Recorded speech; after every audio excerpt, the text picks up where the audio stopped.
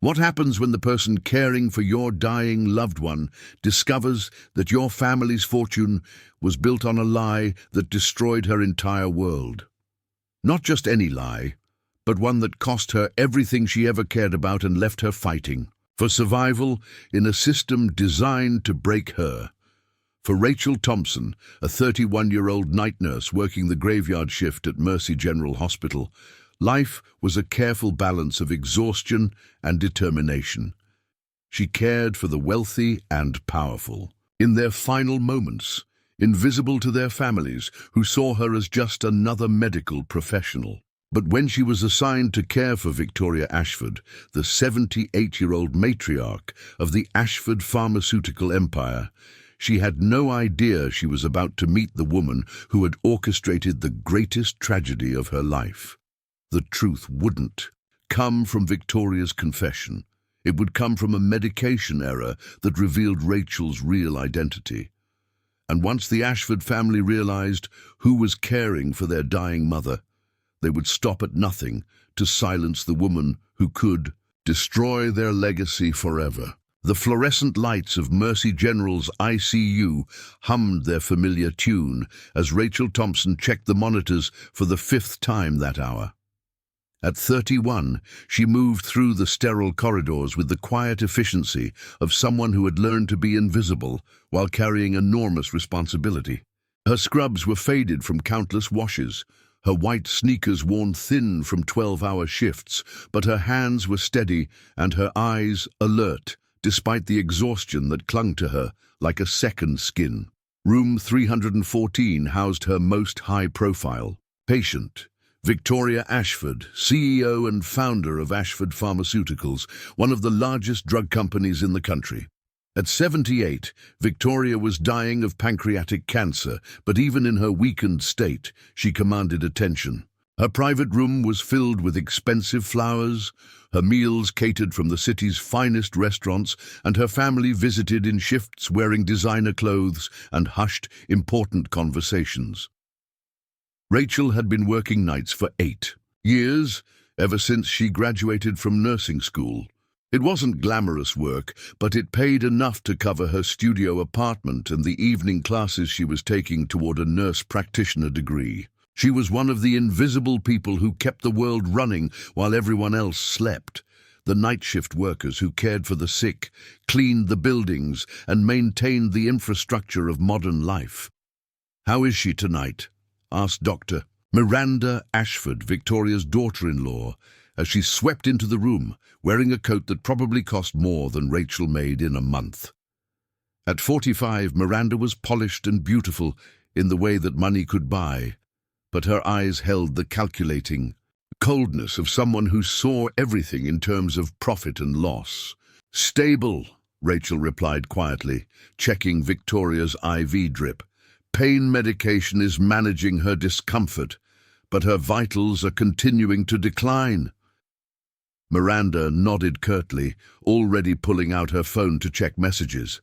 She was a doctor herself, a researcher who had married into the Ashford family and now ran their clinical trials division. She treated Rachel with the dismissive courtesy reserved for service workers, acknowledging her necessity while making it clear she was invisible as a person. "I'll be back in the morning," Miranda said, not bothering to look at Rachel as she spoke. "Call if there are any changes."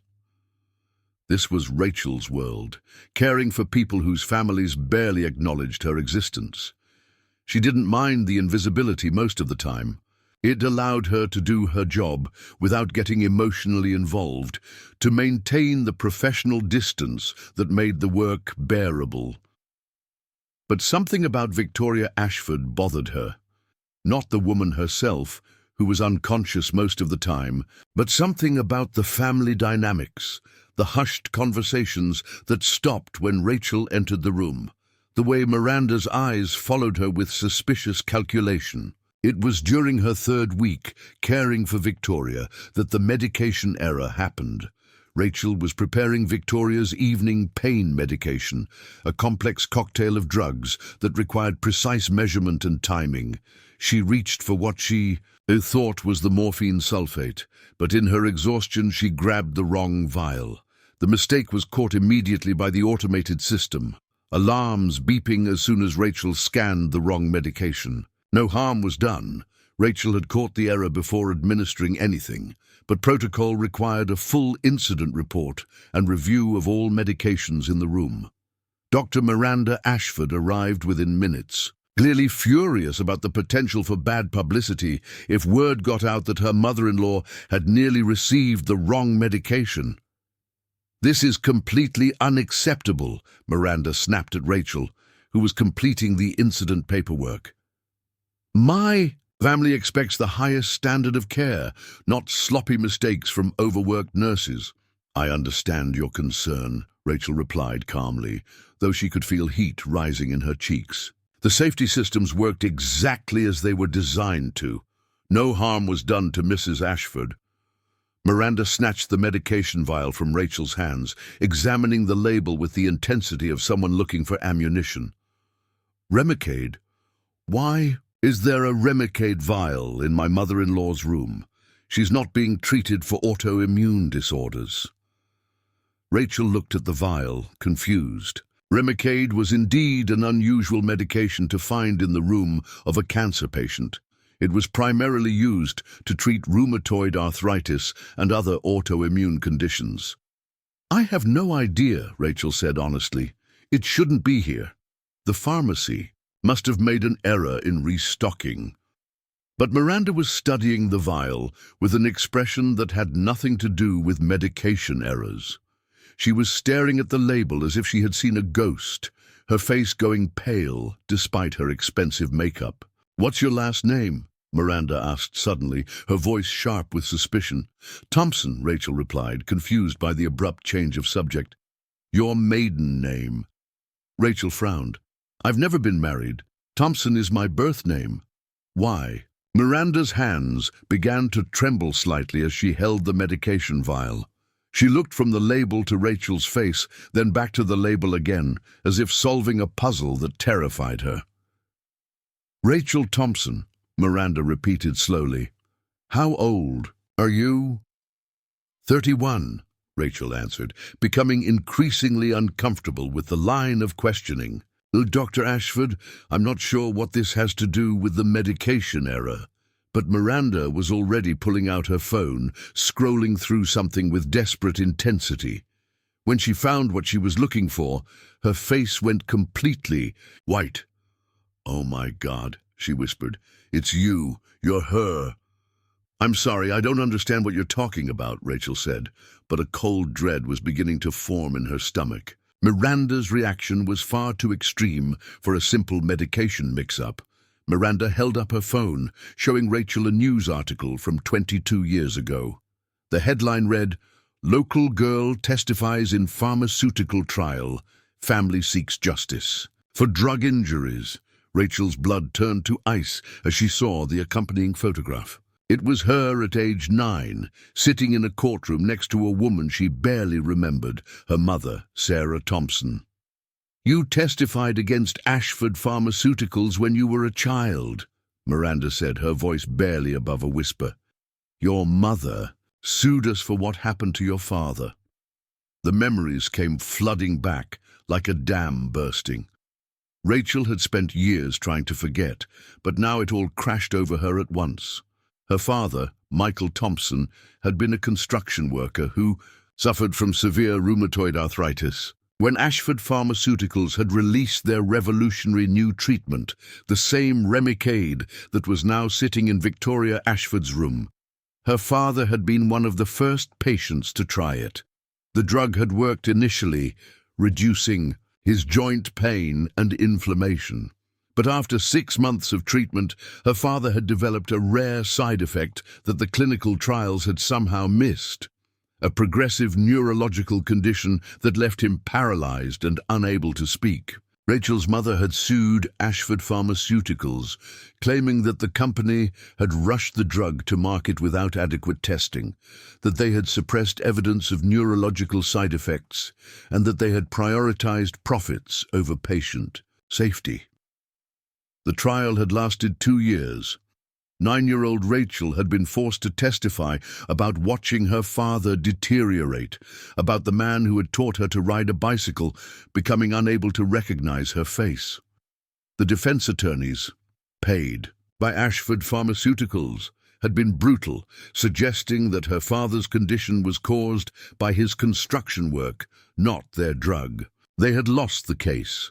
Ashford's legal team had convinced the jury that the neurological condition was coincidental, that their drug was safe and effective. Her father had died 6 months later, and her mother had been left with crushing legal debt and no way to pay for his care. Rachel's mother had never recovered from the loss or the financial devastation.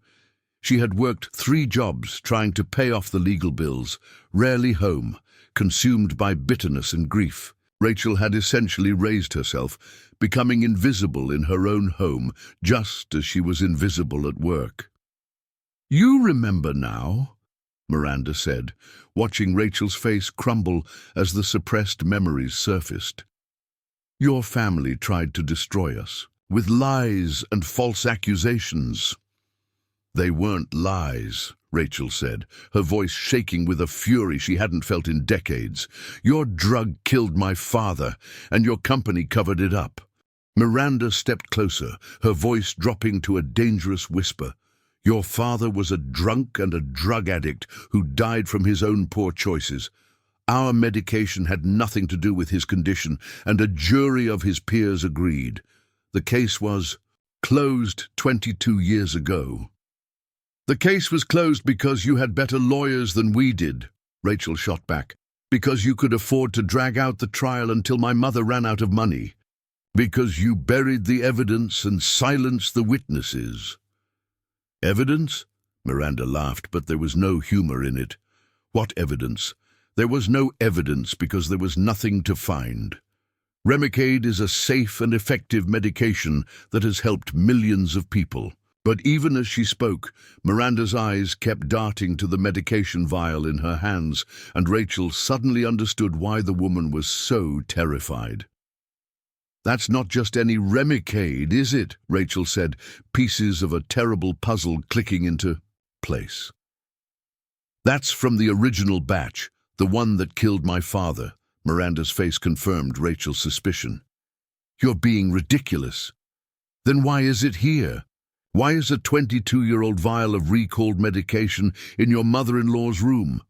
Rachel's training as a nurse kicked in, and she began examining the label more carefully.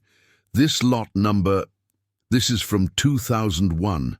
This medication expired decades ago." Miranda tried to snatch the vial back, but Rachel held onto it, reading the fine print that most people would never notice. And there, in tiny letters at the bottom of the label, was something that made her heart stop. "For research use, only not for patient administration." "This is evidence," Rachel breathed.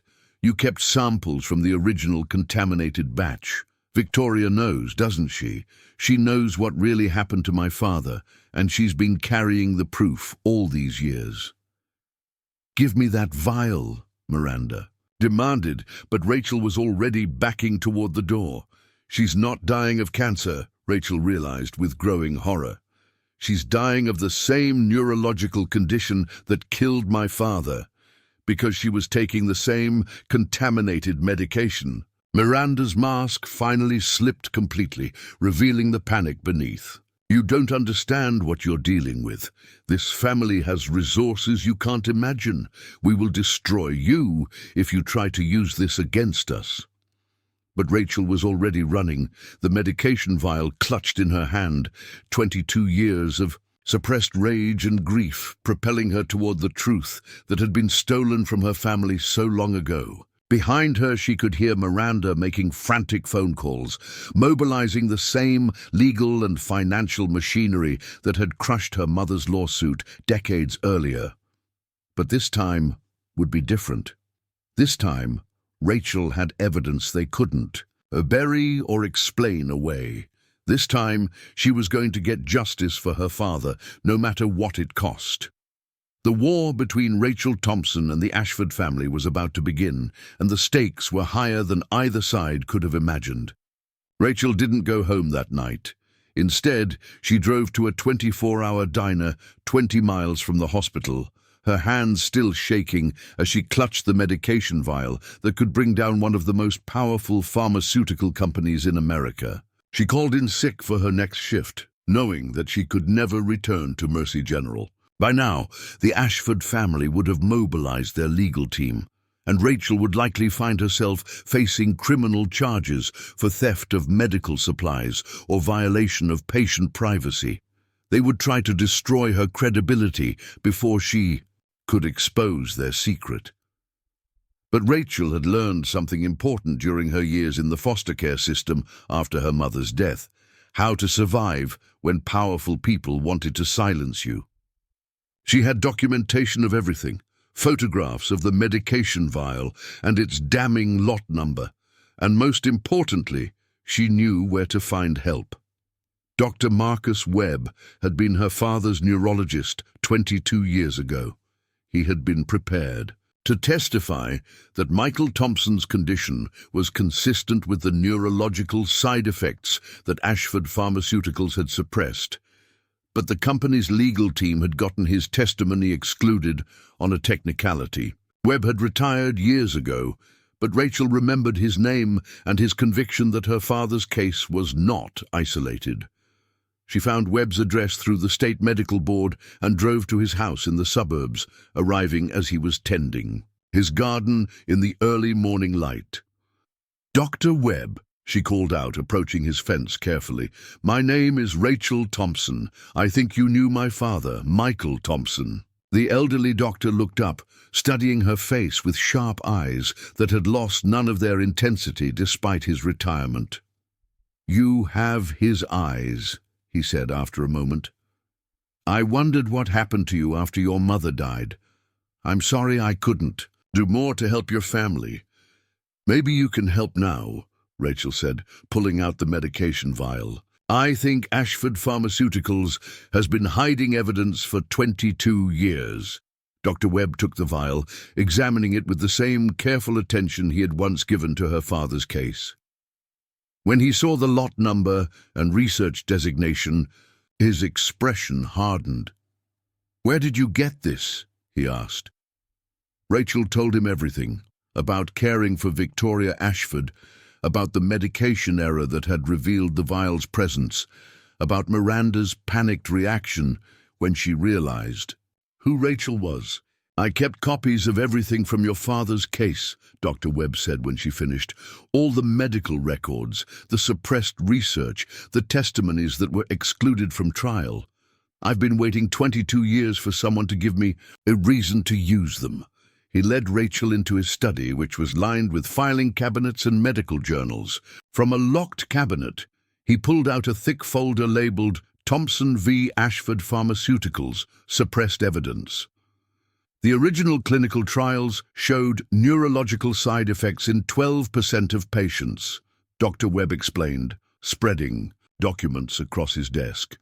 But Ashford buried the data, changed the study parameters, and released the drug anyway. Your father wasn't the only victim. There were at least 47 confirmed cases of the same neurological deterioration. Rachel stared at the medical reports, seeing her father's suffering multiplied across dozens of other families. Why wasn't this evidence presented at trial? Because Ashford's legal team convinced the judge that the research was incomplete and speculative. They claimed the neurological symptoms were coincidental, caused by other factors. Dr. Webb's voice was bitter with old frustration. But I knew the truth. I've been documenting every case I could find ever since. He pulled out another folder, this one much thicker. In the past 22 years, I've identified over 300 patients who developed the same condition after taking that specific batch of Remicade. Most of them are dead now, their families told it was just bad luck or pre-existing conditions. Rachel felt sick. Her father's death hadn't been an isolated tragedy. It had been part of a massive cover-up that had killed hundreds of people.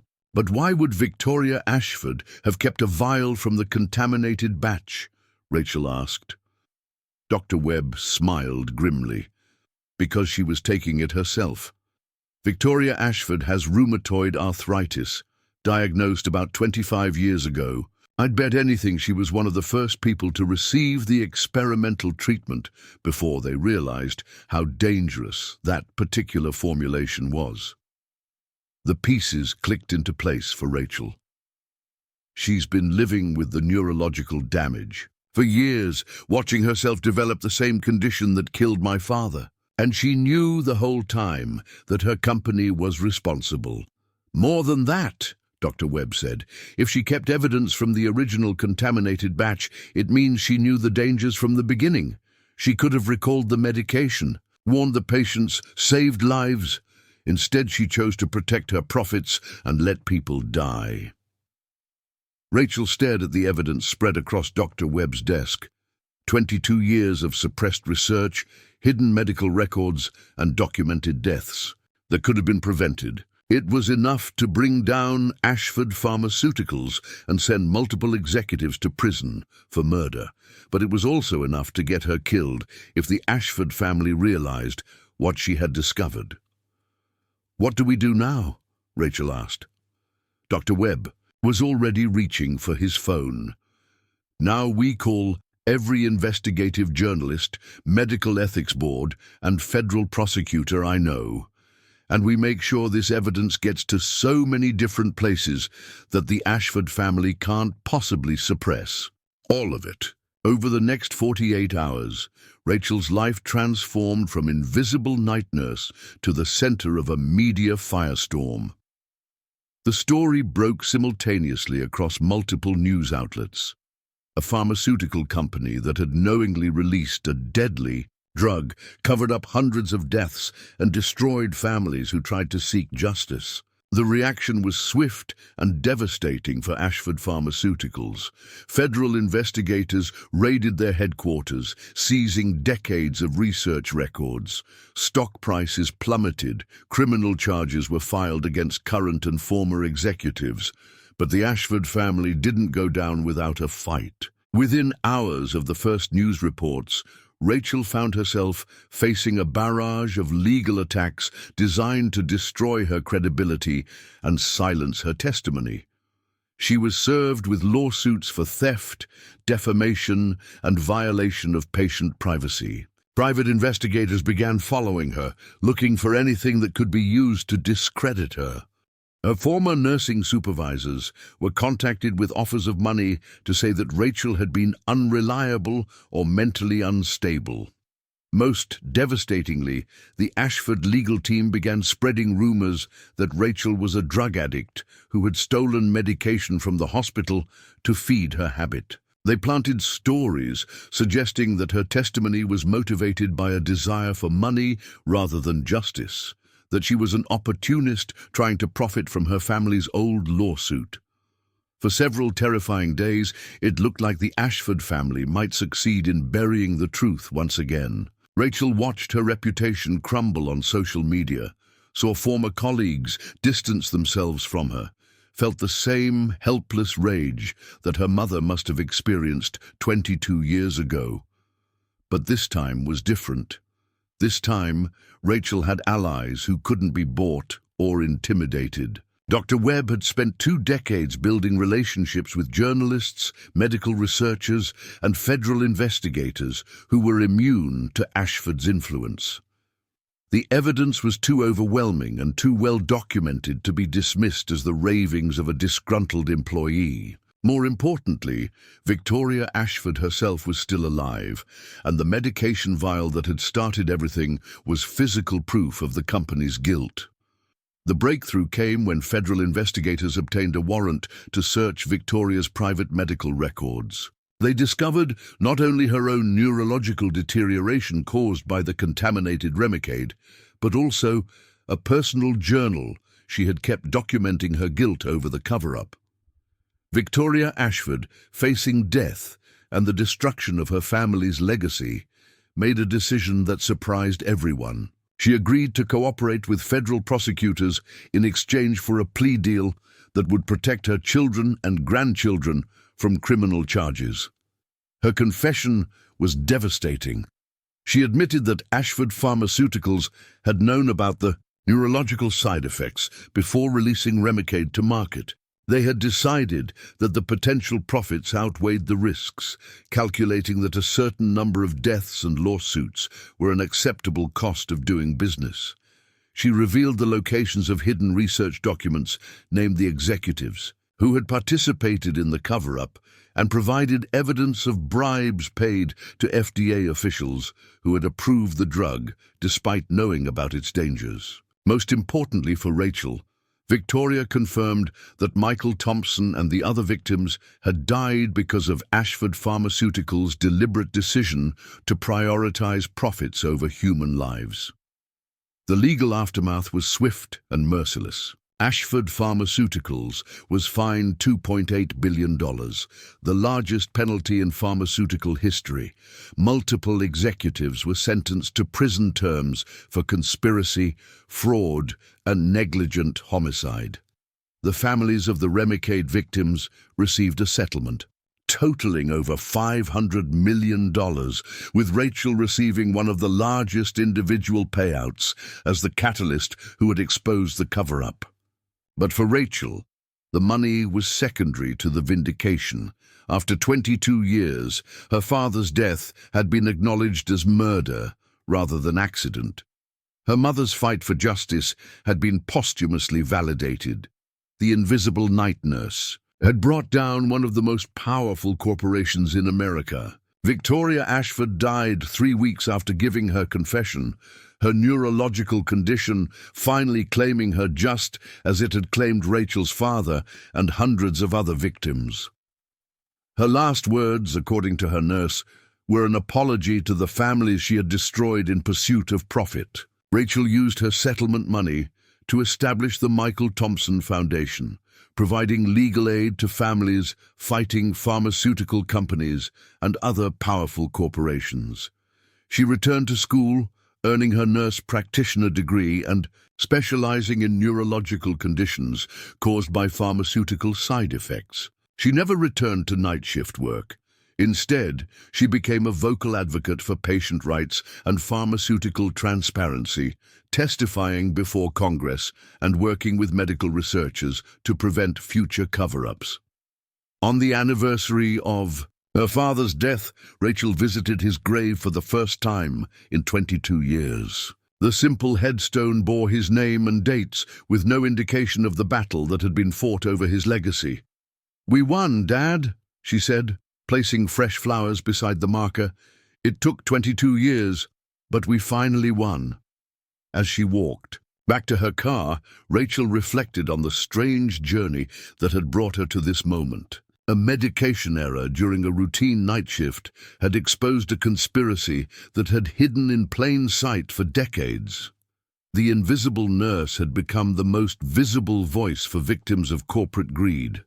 She was no longer Rachel Thompson, the forgotten daughter of a construction worker who died too young. She was Rachel Thompson, the woman who had brought justice to hundreds of families and prevented countless future deaths.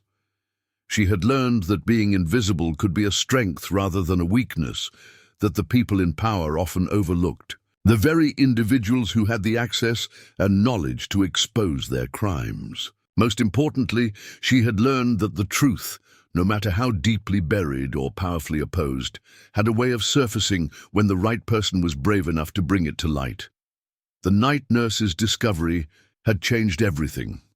Not just for her, but for every family that would never have to suffer the way hers had. And that, Rachel knew, was worth every battle she had fought to get there. This story shows us that justice may be delayed, but it's never truly denied to those who refuse to give up fighting for it.